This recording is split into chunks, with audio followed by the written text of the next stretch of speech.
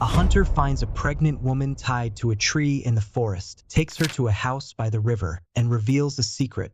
John Mitchell just wanted one last walk in the forest, but fate had other plans. Rescuing Emily from a desperate situation plunges him into a world of dangerous secrets and imminent threats. Together, they embark on a desperate escape to protect a new life about to be born. John Mitchell was determined to end his days as a hunter. The weight of years spent hunting had transformed his view of life, blending a deep respect for nature with a lingering guilt. That morning, as he walked through the familiar forest, he allowed himself to feel the tranquility of the surroundings for the last time. The cool breeze and the rustling of leaves under his feet created a symphony of peace. Suddenly, a desperate scream echoed through the trees. John stopped, feeling his heart race. Instinctively, he followed the sound, each step heightening his concern. The scream came from a woman, and he knew he had to act quickly. In a matter of minutes, he found the terrifying scene. A woman tied to a tree, her eyes wide with fear, while a bear growled menacingly nearby. Wasting no time, John raised his rifle, focusing on the bear with cold precision. With a single, well-aimed shot, the bear fell. He rushed to the woman, who was visibly in shock. "It's okay, you're safe now," he said, his voice trying to convey reassurance. As he untied the ropes that bound her, he noticed her advanced pregnancy, which only increased his urgency.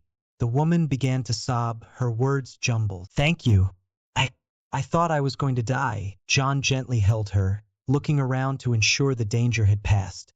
"Let's get you out of here," he said firmly. "I'm John. And you are." She took a deep breath, trying to calm herself. "Emily. My name is Emily." "Nice to meet you, Emily. Now, let's get out of this forest," John responded, trying to be comforting. He supported her as they started walking towards his cabin, which was a short distance away. The dusk was already settling in, and the forest, which had once felt like a sanctuary, was now full of shadows and uncertainties. When they reached the cabin, John helped Emily into a comfortable chair. "I'll light the fireplace and prepare something warm," he said as he quickly started a fire and set water to boil. Emily was still trembling, and John realized the extent of the trauma she had endured. He brought a blanket and wrapped it around her while he prepared some tea. As they waited for the water to boil, John asked gently, "Are you hurt? Do you need a doctor?" Emily shook her head, trying to compose herself. I'm fine. Just scared," she replied, her voice trembling. John nodded, understanding. "I see.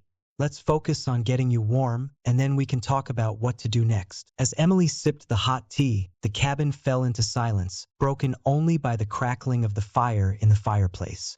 John sat beside her, offering a calm and reassuring presence.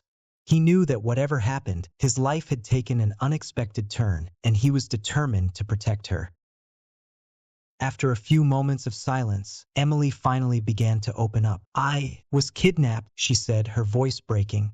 John leaned in a little closer, attentive. "Kidnapped? How did that happen?" he asked, trying to stay calm so as not to frighten her further.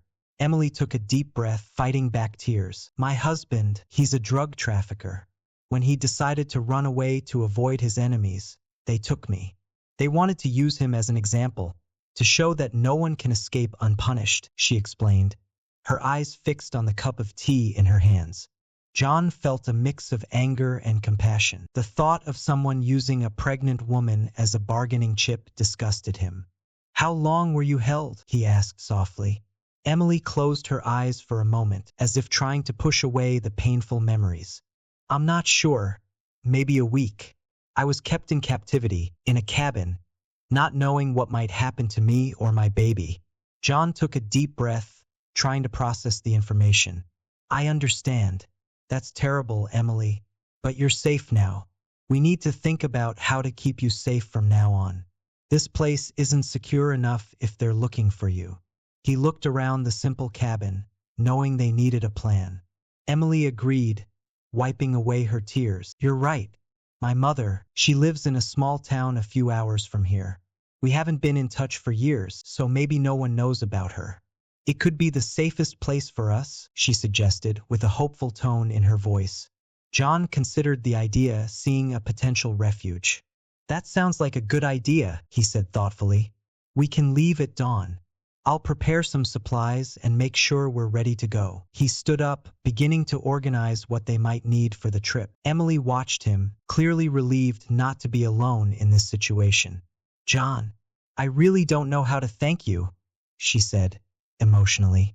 You saved my life. I was losing hope. John paused what he was doing and looked at her with a warm smile. You don't need to thank me, Emily. We're in this together now. Let's make sure you and your baby stay safe. The night passed slowly, with John staying alert and Emily finally managing to get some rest. As she slept, he pondered the uncertain future, but he was determined to protect her, no matter what came. Morning arrived quickly, and John was up before sunrise, packing the last things for the trip. Emily woke up looking calmer, though fear was still evident in her eyes. Ready to go? John asked, trying to sound confident and reassuring. Emily nodded, holding the small bag John had prepared. Yes, let's leave all this behind, she said, with a touch of determination in her voice.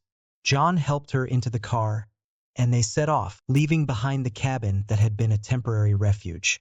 The journey was tense. John drove carefully, his eyes constantly checking the rearview mirror. Emily, sitting beside him, was lost in thought, occasionally placing her hand on her belly. John wanted to reassure her, but he knew that empty words wouldn't help. The winding road seemed to stretch on endlessly, and the silence between them was broken only by the sounds of the engine and the wind outside. Finally, they arrived at the small town where Emily's mother lived. The place was quiet, with few houses and tranquil streets. Emily's mother's house was simple but well kept, with flowers in the garden and a white wooden fence. Emily took a deep breath, trying to calm herself. I hope she welcomes me, she said, with a hint of nervousness. John squeezed her hand, giving her a reassuring grip. It's going to be okay. We'll figure this out together, he replied with an encouraging smile. Emily nodded, looking a bit more at ease. They got out of the car and walked to the door. Emily hesitated for a moment before knocking. The door opened, revealing an elderly woman with an expression of surprise and emotion. Emily? Oh, my dear, she exclaimed, pulling her daughter into a tight embrace. The two women cried together, and John remained silent, respecting the moment. Emily's mother looked at John, her eyes full of gratitude. And you must be John. Thank you for bringing my daughter back. John nodded. It's a pleasure to meet you, ma'am. We're in a complicated situation and need a place to stay, he explained, his voice calm but serious. The woman nodded, understanding the gravity of the situation. Of course. Come in, let's talk. Inside the house, the atmosphere was warm and welcoming. Emily's mother prepared tea for everyone, while John explained, without too many details, what had happened. We need to stay off the radar for a while, he said, glancing at Emily, who was holding the teacup with trembling hands. You can stay here as long as you need, Emily's mother replied firmly. This is a safe place. John felt an immediate relief, but he knew they still needed to stay vigilant. The night brought a sense of temporary safety, but John decided to stay on guard, watching the entrance of the house to ensure nothing happened. The next day began with a tense calm. John and Emily were beginning to relax, trusting that they were safe. However, danger was silently approaching. Shortly after dawn, John saw a car stop in front of the house. Two men got out, and a wave of fear washed over him. Emily, wake up, he said urgently. We have visitors. Emily looked out the window and immediately recognized the men. It's them, she said, almost in a whisper, panic visible in her eyes. Emily's mother, seeing the situation, remained admirably calm and decided to answer the door. Let me handle this, she said, determined. She opened the door just a crack with a serene expression. Good morning. How can I help you? The men, with calculating looks, asked for Emily. We're looking for my daughter, one of them said, with a false cordiality. We need to speak with her. Emily's mother maintained her composure. I haven't seen my daughter in years, she lied firmly. I don't know where she is. And who are you anyway? One of the men tried to peer inside, but the firm response and resolute posture of Emily's mother stopped him. They exchanged glances and, apparently convinced or deciding not to cause a scene, thanked her and walked away. John, watching everything from the window, breathed a sigh of relief but knew they were not out of danger. "They'll be back," he said, more to himself than to the others. Emily, still pale, began to cry quietly. "What are we going to do, John?" He approached her, placing his hands on her shoulders. "We need to leave. Now, they might come back, and next time they might not be so polite." Emily's mother began gathering some belongings quickly. "You need to hide somewhere where no one knows you," she said with a serious expression. They took what they could and left the house quickly. The road seemed endless as they drove away from the town, the silence in the car reflecting the gravity of the situation. John's mind was racing, trying to think of a safe place where they could hide. Finally, after hours of travel, they reached an even more isolated small town. They found a simple house for rent, and John used his savings to secure a new refuge. Inside the new house, as they settled in, John watched Emily and her mother. He knew they needed to start over and build a new life, but the shadow of the past still loomed, and he was determined to protect this new family that was forming around him. They needed to be prepared for anything, and John knew that the road ahead would still be difficult. The new town brought a sense of hope, but also the need for adaptation. The house John rented was small and needed some repairs, but they were determined to make it a home. Emily and her mother began to organize the interior while John took care of the practical matters. He made minor repairs to the house, installed new locks, and ensured the windows were secure. Every action was a step to ensure their protection. A routine began to establish itself. John, accustomed to the life of a hunter and manual labor, found a new job as a carpenter in town. His skills quickly made him known among the locals, who appreciated him for his competence and discretion. Emily, on the other hand, focused on her pregnancy and preparations for the baby's arrival. She started to explore the small town, shopping and getting to know some neighbors in a casual and cautious way. One afternoon, while John was at work, Emily and her mother were talking in the living room. "It's been hard, but I feel like we're starting to adjust," Emily said, stroking her belly. Her mother smiled, holding her daughter's hand. "I'm proud of you, my dear. You're stronger than you think." Emily sighed, looking out the window. "I'm still scared. What if they find us?" Emily's mother squeezed her hand more tightly. "They won't. We're far away, and no one here knows us. We're starting a new life. We need to believe in that." Her mother's words brought some comfort to Emily, but the lingering fear was hard to ignore. The months passed quickly, and the baby was born healthy. Her birth brought renewed joy to the small family. The baby girl, named Hope, symbolized the new beginning they were all seeking. John felt deeply connected to the child, more than he ever imagined possible. "She's beautiful," he said, looking at Hope's tiny face. Emily, tired but radiant, smiled. "She is our hope," she replied emotionally. With Hope's arrival, the house was filled with new energy. Emily and John found joy in the small moments, from Hope's first smile to the soft sounds of her sleep. The routine of caring for Hope brought a sense of normalcy and happiness. They began to build memories that helped them forget, even if temporarily, the fear that had followed them. Sadly, Emily's mother, who had been a pillar of strength, fell gravely ill and passed away shortly after Hope's birth. The loss was devastating for Emily, who was just beginning to rebuild her relationship with her mother.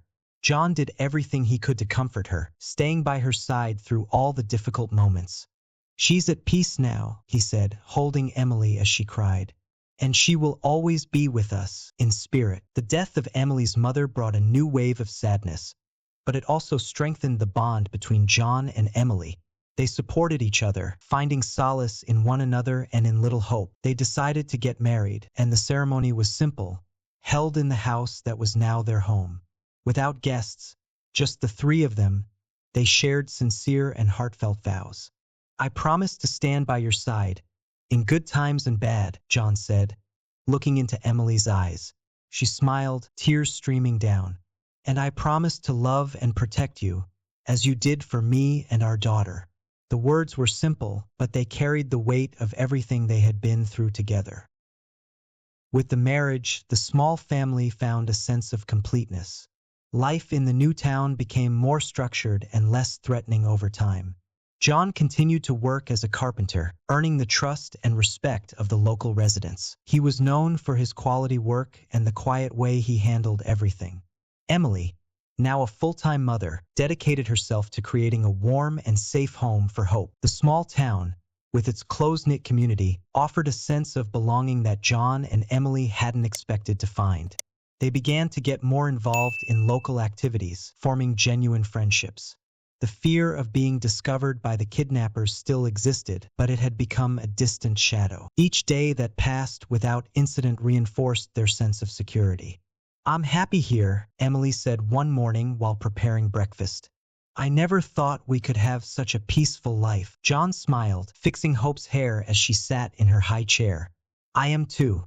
It's good to have a place to call home." He looked at Emily with affection, knowing how much this stability meant to all of them. As Hope grew, her first words and steps brought immense joy. She became the center of John and Emily's world, a constant source of happiness and pride. John especially felt renewed. "I never thought I'd feel like this," he confessed to Emily as they watched Hope play in the garden. "She's the best thing that's ever happened to us." Emily nodded, her eyes shining. "She's our light, and you're the best father she could have." John moved, embraced Emily. "And you're the best mother. We're building something beautiful here." They shared a moment of silence, appreciating the simplicity and beauty of their new life. Over time, John and Emily decided to travel a bit, explore the surroundings, and create new memories. It was a sign that they were truly leaving the past behind, embracing the freedom of an unknown but promising future. The trips, though simple, were a luxury they hadn't imagined they could enjoy so soon. The new family life became the center of everything. The threat of the kidnappers was gradually forgotten, and the focus shifted to daily happiness and small achievements. John and Emily, through much effort and love, managed to create an environment where they could finally feel safe and happy. In that small town, far from the dangers and traumas of the past, John found the redemption he had long sought. He was no longer the hunter tormented by past mistakes, but a man dedicated to protecting and loving his new family. Emily, in turn, found in John a life partner, someone she could trust unconditionally. And so, the family found peace and happiness in the simplicity of their new life. John, Emily, and Hope continued to live their days with joy and gratitude, cherishing every moment together. The story of danger and fear transformed into a narrative of love, hope, and new beginnings. They built a true home, full of love and laughter, with the promise of a bright and secure future.